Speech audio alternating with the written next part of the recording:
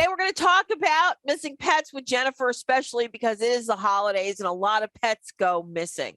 So, Jennifer, first question is super simple. Why do pets go missing? Well, a lot of times it boils down to they get scared of something. It could be panic. It could be, that new people are coming in their home at the holidays that they don't know. A door gets left open and they simply panic and they just run. What's the first thing to do when your pet goes missing? Well, the first thing most people do is freak out, which is totally natural.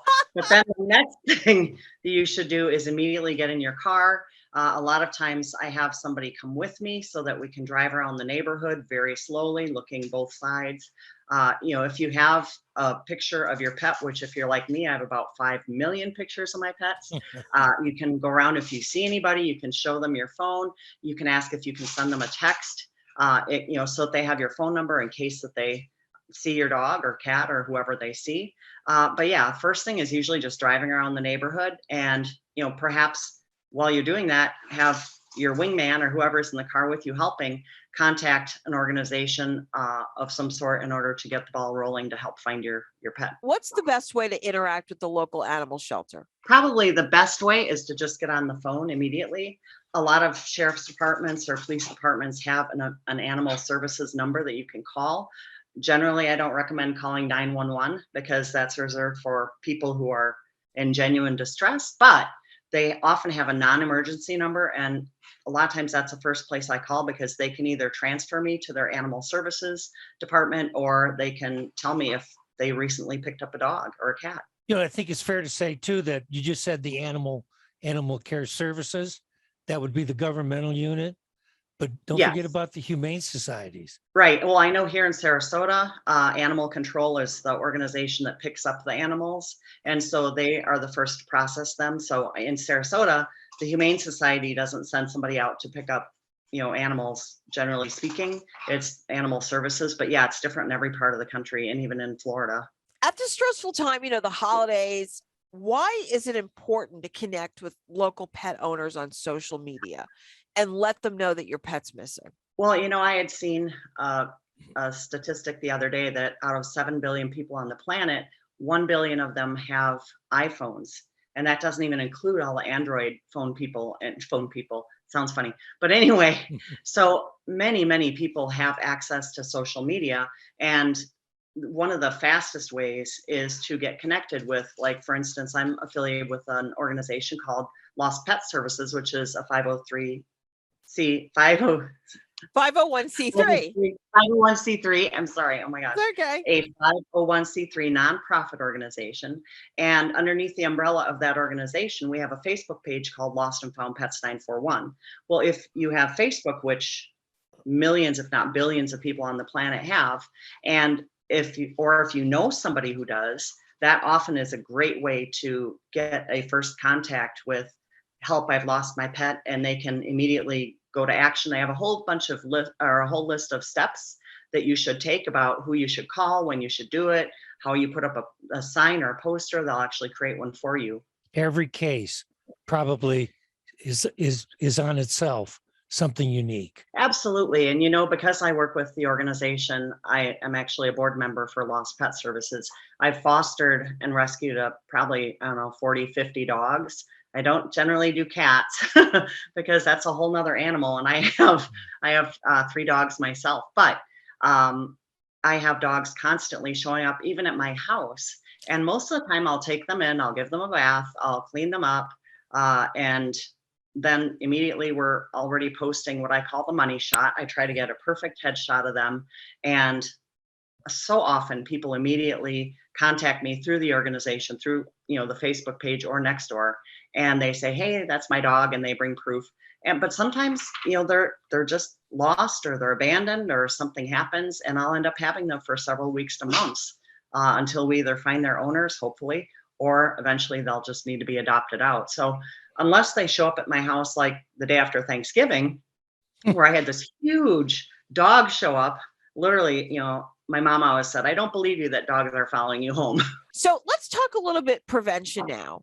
So what should all pets wear to keep them safe? Well, I think that a great idea is to have a collar. And on the collar, I often have, for my dogs, I have just their name and then I have the word reward, and then my phone number. And I know some people say, oh, put your name, phone number, your address, your this, your that. But my belief is that, I want people to be able to read the tag. And especially if by chance the dog's been playing with other dogs, and you know how tags get all scratched up. And sometimes it's hard to read the information. The bigger it is, the easier it is. And I always believe that if people are going to call me to get my dog back, that it never hurts to say reward.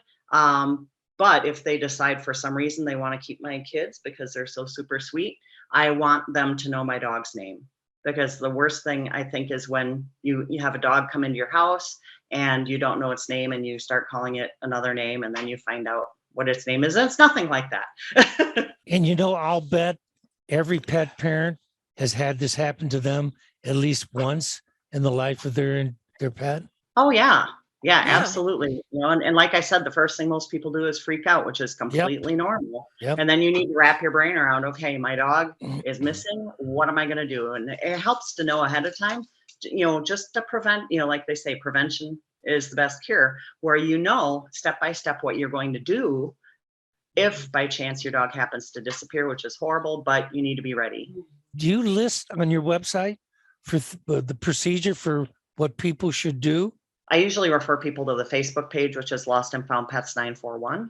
Any other tips you have for us? Well, another thing is, once I had just cleaned out my car, like totally detailed it, I was driving it around the block, to get it to dry off. And all of a sudden I see these two dogs running down the road, 5 blocks from my house, my fully cleaned, beautiful car. Of course, I opened the door. One of them had a harness on that had his name in big letters, and then the phone number, where it was, these are both big dogs. One was a husky, and I don't remember what the other one was, but it was great that they had the harness on the dog with the name and the phone number. So then I called the big one over with the name, and he came running, jumped right in my car. His running mate jumped right in. Of course, they were wet. Of course, they were dirty. And of course, my car got filthy. But that was very helpful to have that on their harness so easily read. And turns out they were about a mile away from my house where they lived. But microchipping is so important because I'm a board member for Lost and Found Pets 941, Lost Pet Services. I have a microchip scanner. Every pet veterinarian or pet services, they often have a microchip scanner. And that's really a great way to get your pet reconnected with you. There's a national number on there. Sorry, all the dogs just heard something. There's a national number affiliated with your dog's microchip number, and then they have all of your contact information. Yeah, the one thing that I'm going to interject, though, is if you get your dog microchipped, it's always best to have current numbers. So what I mean by that is a lot of dogs are microchipped out there, but the problem is that people change phone numbers and they move. And one of the things they never do is they never update their microchip number. So as a result, the pet and its people cannot be reunited. And that's what's really, really unfortunate. So whether your dog has recently been lost, but even if you have your dog at home now, take some time today, tomorrow, or over the weekend and update, or just make sure, confirm that your microchip data is up to date, because that is fantastic. And with the microchip scanner, not everyone has a microchip scanner like Jen, but it's really, really important so that someone can get in contact with you. And also think about it like this, especially in the community that we live in, there are a lot of people now coming from all over the country, not just because of COVID, because this is a seasonal location. A lot of people come down to Florida and they bring their pets, and their pets get spooked and run away. Right. So, well, and not only that, just to jump in on that, but almost everybody has a friend or relative who has not moved in 30 years and they have the same contact information for all those years. And so, most microchip companies allow you to put multiple phone numbers, like your number and then a backup number or two. And so I always have, like, my sister hasn't moved in 30 years. So I have her phone number as the backup because she always knows how to get a hold of me. Well, Jen, it was great having you here. Before you go, can you give us the website one more time? Yes, lostfoundpets941.com. Awesome. Thanks for viewing our content on Pet Buzz Plus.